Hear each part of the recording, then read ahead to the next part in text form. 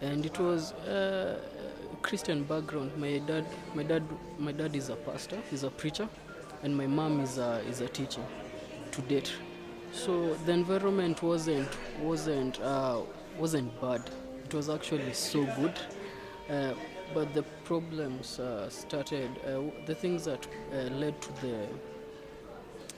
the triggers that led to the symptoms come up is when our family started experiencing some financial problems, which at some point affected my education, my sister and I.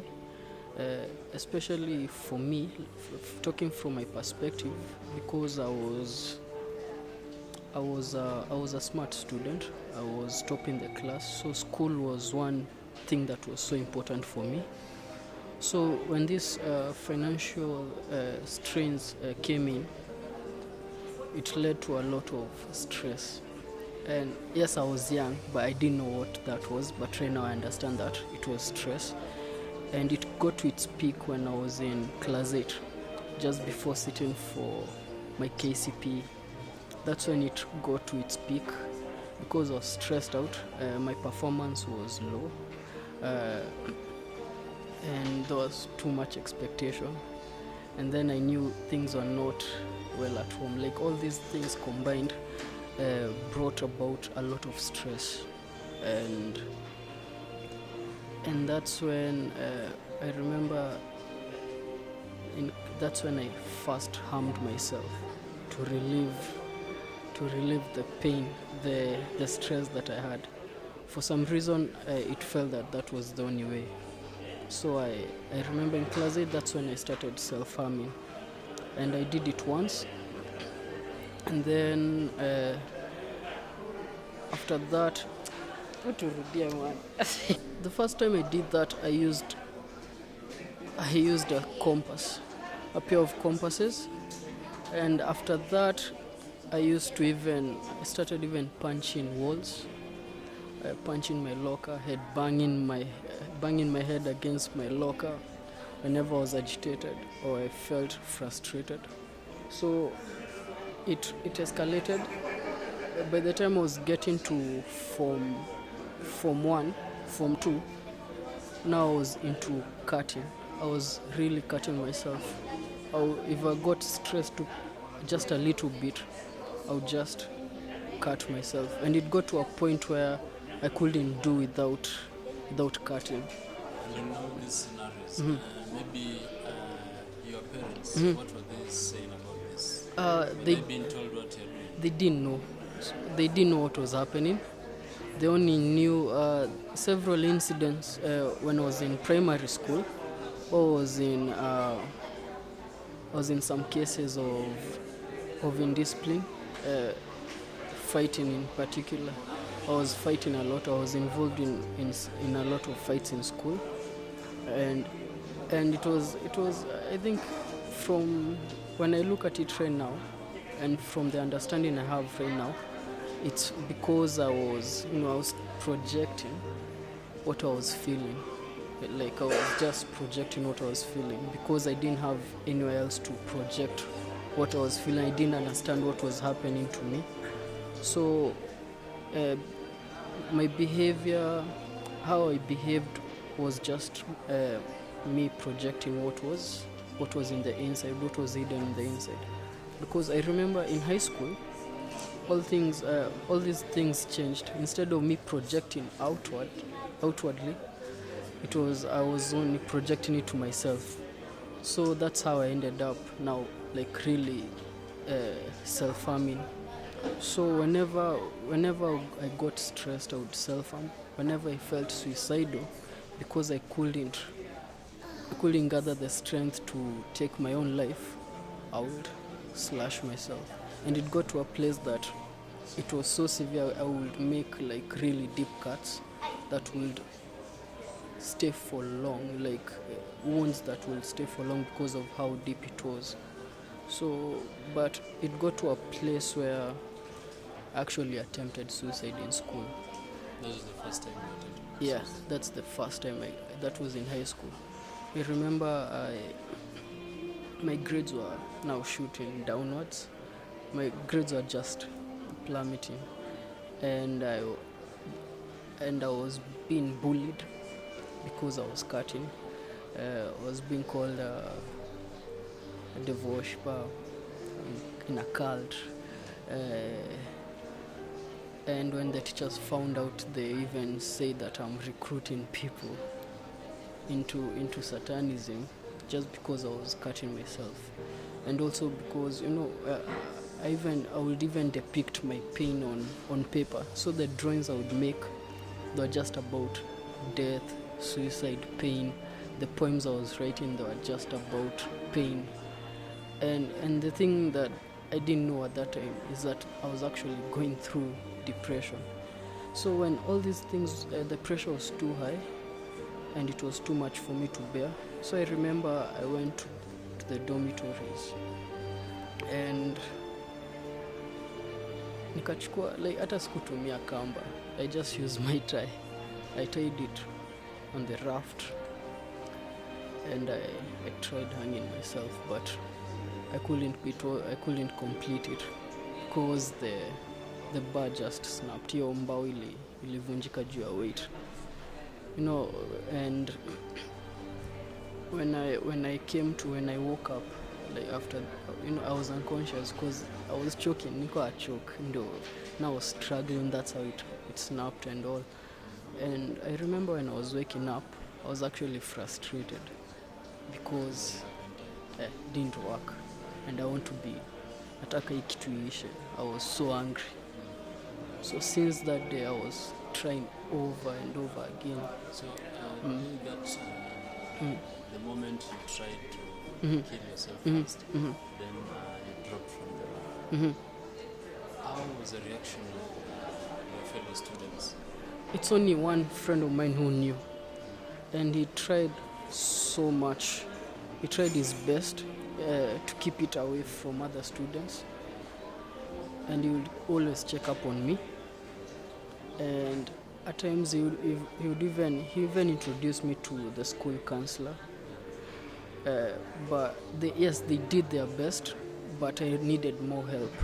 So what happened is I continued self-harming even after the several attempts trying to take meds. Nilikuwa nachukua dawa kwa dispensary ya shule, and then I pile them up over time, and then I take them.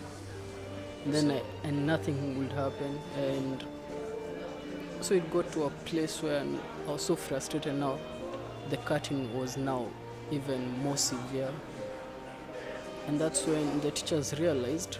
One teacher, my Kiswahili teacher, realized this guy never takes off his sweater, even kukiwa na jua aje. This guy never takes off his sweater.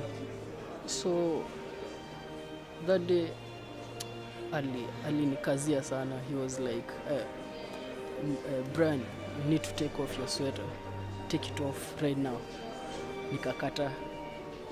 So si mwalimu unajua si atakaa hapo, you'll be like you have to take off your sweater. So that's when I took off my sweater, that's when he saw the wounds on my arms, and he asked me, what is this? Nini. I was told to go to the staff room. I was lectured. I was asked if I'm in a cult, the stereotype. So I tried telling them that's it makes me feel okay. It makes me feel relieved when I do that. By the hakuwa naelewa. So ikaenda hivyo, ikafikia principal. The next thing, I was going home because of the curtains, and they said that I'm in a cult. They said a lot of things, negative things, but I don't blame them. It's because they didn't have the information to understand exactly what was happening to me. So I went home for 2 weeks. 2 weeks at home, I was just quiet. I wasn't talking to anyone. How did your parents react? They were, they started asking me, what's up? My father being a pastor, I took it from a spiritual perspective, which I can't blame him also. But he was he was trying his best to be understanding, because he listened to me. He tried his level best to understand what was going on. They didn't understand, and yeah, I felt left out, and it became even harder for me to even open up to them, because I knew it would be the same merry-go-round. It would just be us going round in circles. So I had to transfer from the school at some point, because I was to be expelled because I was still harming myself, and they were convinced that I'm in a cult and all that, because I'm cutting myself. So I went to another school. The same thing happened. I had the same problem. I was still struggling with depression and self-harm, and I didn't know. My parents also didn't know. So it went on like that till I was in college. The moment I was about to join college, that's when my parents realized it's a problem, and it was after I attempted suicide again. And when I did so, I didn't open up to my parents. I opened up to a friend of mine, and I told her this and this has been going on, and I've been harming myself, and I tried killing myself. So she introduced me to a psychologist friend of hers called Lillian. Which college is this? I was in Buruburu Institute of Fine Arts in Buruburu. I was taking interior design. It was just before I joined BIFA. So she worked with me.